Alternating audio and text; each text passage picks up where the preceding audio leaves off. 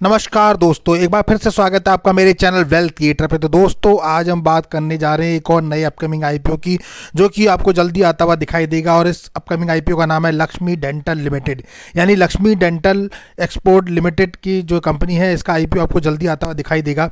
Basically ये काम करती है दोस्तों, जो दांतों के रिलेटेड सारे सेगमेंट होते हैं, जैसे कि थर्माफोरेस सीट होती है या फिर उससे रिलेटेड और सोल्यूशन होते हैं, या डेंटल जो प्रोडक्ट होते हैं, क्लीनिंग हो रहे हैं, अलाइनर होते हैं, या 3D प्रिंटिंग होते हैं, उन सबका मैन्युफैक्चरिंग करती है और सर्विसिंग देती है।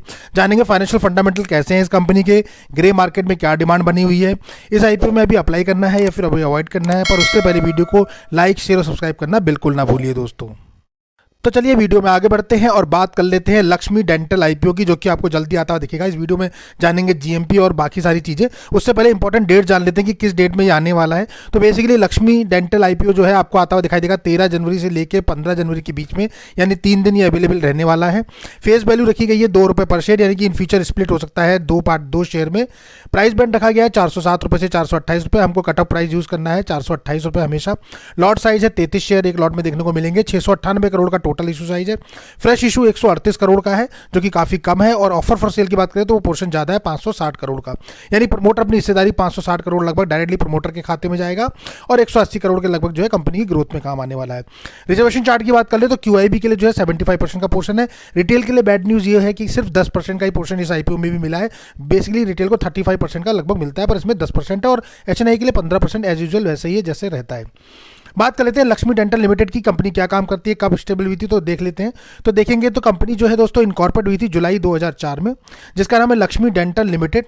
ये बेसिकली काम करती है डेंटल प्रोडक्ट कंपनी है और मैन्युफैक्चरिंग करती है। अगर देखेंगे तो ऑफर करती है कस्टम क्राउन्स जो होते हैं या ब्रिजेस जो होते हैं, जो दांत बनाने में काम आते हैं, आप देख रहे हैं जैसे स्क्रीन पे।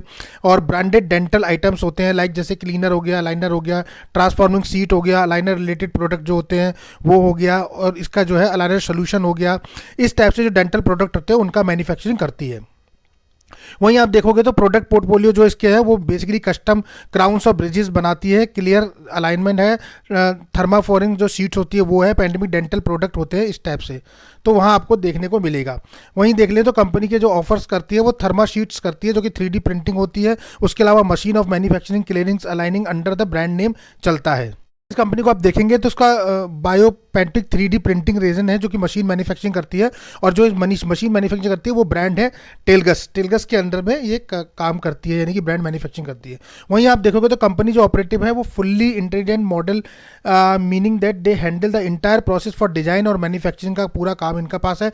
डिस्ट्रीब्यूशन का काम पूरा इनके पास है डेंटल प्रोडक्ट से रिलेटेड, तो वो सारा यही देखते हैं। तो फुल्ली जो है आप देख सकते हैं कि पूरा जो है प्रोवाइड कराते हैं आपको पूरा फुल टू। तो आप कह सकते हैं कि मैन्युफैक्चरिंग से लेके सर्विसिंग से लेके प्रोडक्ट के डिज़ाइन बनाने से लेके सारा कुछ जो है ये प्रोवाइड कराते हैं अपने कस्टमर्स को। अगर बात करें तो एज ऑन सितंबर 30 2024 तक की अगर बात करें तो कंपनी के पास 6 मैन्युफैक्चरिंग यूनिट्स हैं, जहाँ की अगर आप देखेंगे तो मीरा रोड मुंबई में इसकी 2 यूनिट्स हैं, बोनसर में। उसके अलावा 1 यूनिट आपको मिलेगी कोच्चि में। और उसके अलावा इसके पास 5 सपोर्टिंग फैसिलिटीज़ है मुंबई में, दिल्ली में, बेंगलोर में और अहमदाबाद में, वो भी आपको देखने को मिलेगी। एज ऑन सितंबर 30 2024 तक की बात करें तो कंपनी का डेंटल नेटवर्क जो है वो आपको 22,000 क्लिनिक्स इसके पास एसोसिएटेड है।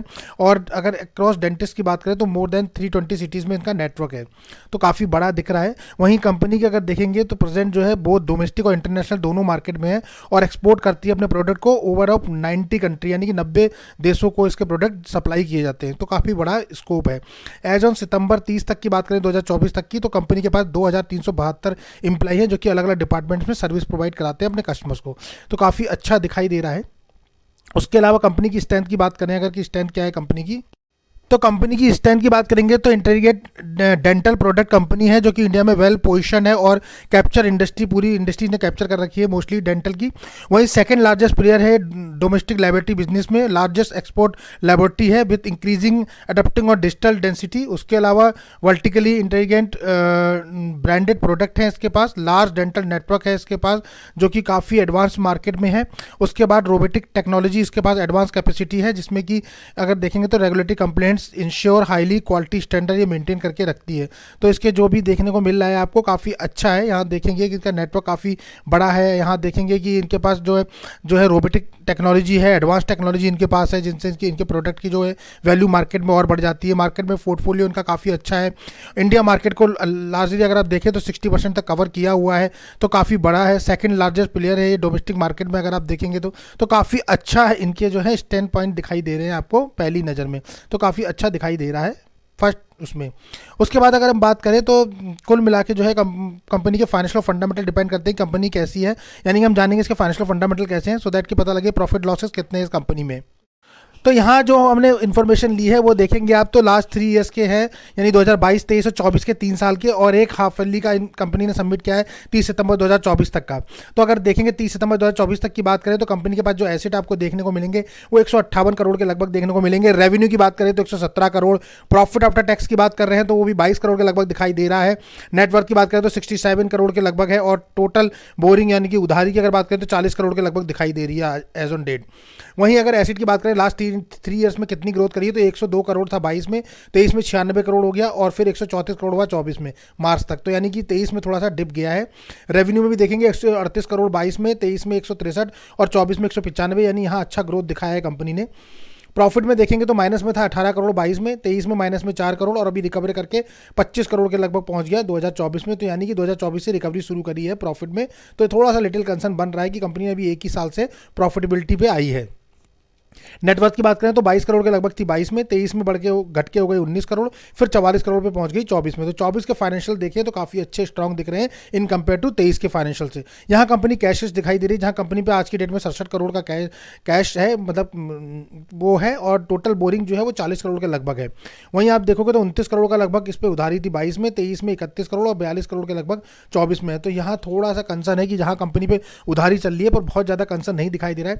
नेटवर्थ पे कंपनी ने इंक्रीजिंग ट्रेंड किया है, पर अगर पूरे फाइनेंशियल देखेंगे तो ठीक ठाक फाइनेंशियल है, एवरेज परफॉर्मेंस कह सकते हैं। 2024 से कंपनी ने परफॉर्मेंस देना शुरू किया है, यानी पिछले 1.5 साल में अगर आप देखेंगे तो काफ़ी अच्छा परफॉर्मेंस दिखाई दे रहा है, उससे पहले थोड़ा सा जिगजैग दिखाई दे रहा है। वहीं कंपनी के अगर पूरे मार्केट कैपिटलाइजेशन की बात करें तो 2352 करोड़ के लगभग की कंपनी है, यानी एक स्मॉल कैप सेगमेंट की कंपनी है, माइक्रो कैप भी बोल सकते हैं आप।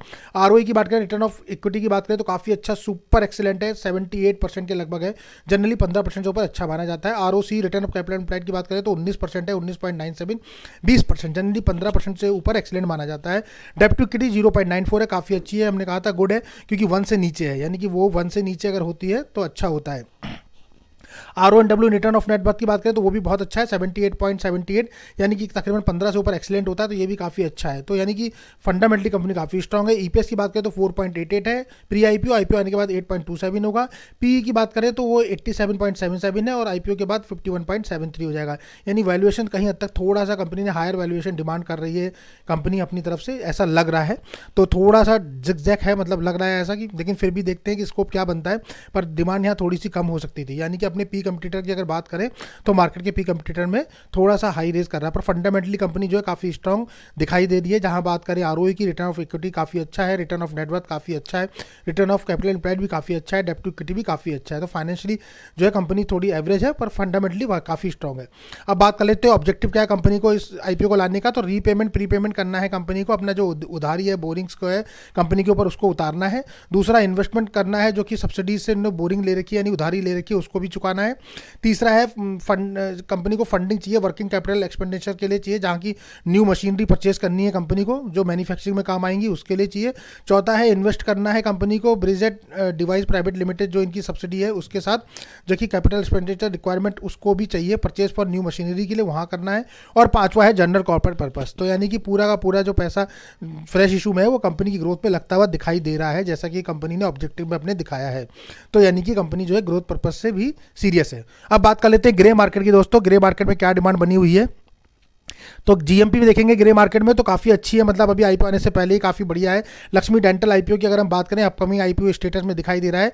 और GMP की बात करें तो 428 रुपये प्राइस बैंड है और 165 रुपये पे GMP ट्रेड कर रहा है। तकरीबन एस्टिमेटेड लिस्टिंग की बात करें तो 593 रुपये पे दिखा रहा है, जो कि करीबन आज की डेट में 38% से 40% के बीच में कहीं हद तक ट्रेड कर रहा है, यानी 38 से 40% काफ़ी अच्छा है, हमारे क्राइटेरिया को मैट कर रहा है, तो काफ़ी अच्छा लिस्टिंग दिखा रहा है। फायर रेटिंग भी 5 आउट ऑफ 4 की बनी हुई है।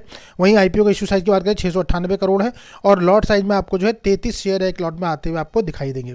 तो कुल मिला के जो ये आईपीओ है, पर यहाँ जो कंसर्न बनता हुआ दिखाई दे रहा है, थोड़ा सा जो प्रॉब्लम है या कंसर्न दिखाई दे रहा है, date only for the retailer portion, जहाँ की सिर्फ 10% जो है उनको रिजर्व दिया गया है। तो वहाँ रिटेलर के लिए थोड़ा सा टफ पड़ेगा कंपटीशन, और लगता है कि सब्सक्रिप्शन भी रिटेल कैटेगरी में काफ़ी आएगा, तो अलॉटमेंट के चांसेस काफ़ी टफ होते हुए दिखाई देंगे जिस हिसाब से इसका जीएमपी चल रहा है। बट अगर बात करते हैं हम लिस्टिंग गेन की, तो बहुत अच्छा एक्सीलेंट कैटेगरी का लिस्टिंग गेन कह सकते हैं, जहां की अभी कंपनी 40% का लिस्टिंग गेन दे रही है, और देखते हैं आगे इसकी डिमांड और कितनी बढ़ती है। जबकि वैल्यूएशन भी हमने कहा था कि थोड़ा बहुत हाई है, उसके बाद भी डिमांड काफ़ी अच्छी खासा जो है चल रही है। तो मेनली अभी मुझे लगता है रिटेल कैटेगरी में तो एक लॉट अप्लाई कर सकते हैं, पर उसके लिए भी अभी हम देखेंगे कि डिमांड घटेगी या बढ़ेगी, क्योंकि मार्केट के सेंटीमेंट जो है वो काफ़ी नेगेटिव है। तो उस हिसाब से जीएमपी डिमांड घटेगी या बढ़ेगी, पर हमें वेट और वॉच करना है, और फर्स्ट डे के या सेकंड डे के सब्सक्रिप्शन स्टेटस के बाद डिसाइड करेंगे कि हमें अप्लाई करना है या नहीं करना है।